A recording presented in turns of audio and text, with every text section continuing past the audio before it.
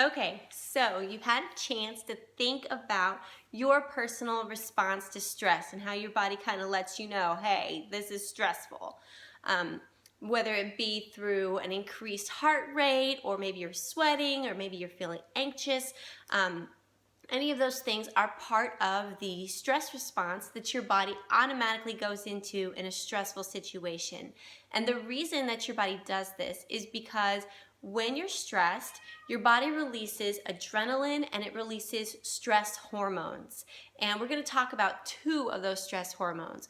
Two of them are DHEA and cortisol. DHEA is a neurosteroid hormone. And if you think about steroids, those are things for your body to help make you strong, your muscles strong, strengthen your body, right? Well, a neurosteroid is for your brain, to help your brain to get stronger, to grow, and to learn. So when you are in a stressful situation, DHEA is released so that your brain can learn from and grow from this stressful experience. Think of it like a training for future stressful experiences. Like when the SEALs, the Navy SEALs, or the Special Forces, they go through insanely stressful training situations. No food, no sleep, very high stress training levels, right?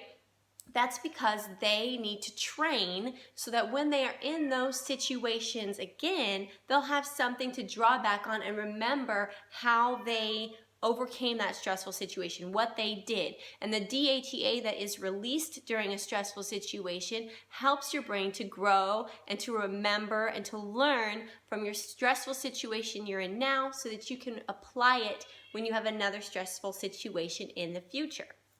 So that is one of the stress hormones. The other one, its counterpart, is cortisol. So these two are kind of like yin and yang. Like DHA is kind of like the building stress hormone, and cortisol is kind of like the tearing down stress hormone, I guess you could say. Cortisol is there to help when your body has that fight or flight instinct. Cortisol dampens down all those non-essential functions like your immune system, your digestive system, your reproductive system. Your body doesn't really need those going full speed at that time, so cortisol dampens it down. But the reason that stress is considered to be negative and toxic to our health and not good for us is because of cortisol and other stress hormones like it. When they remain at those high levels, it can cause heart disease. It can suppress your immune system so that your immune system is not working as well.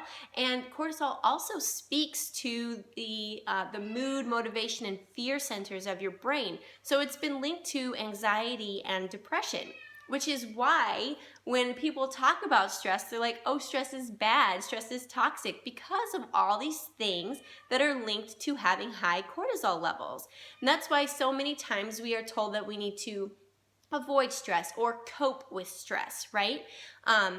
So I want you to think about some of the ways you cope with stress. Maybe you do exercise, or you take a relaxing bath, or yoga, or you read a book, or I don't know, you think about how you cope with stress. For me, a lot of the times, I use some essential oils to help me cope with stress. Like right now in my little necklace here, I have Northern Lights Black Spruce because, recording this is kind of a stressful situation for me. And when I'm stressed, I tend to have a hard time focusing. So this helps me to focus and to calm down.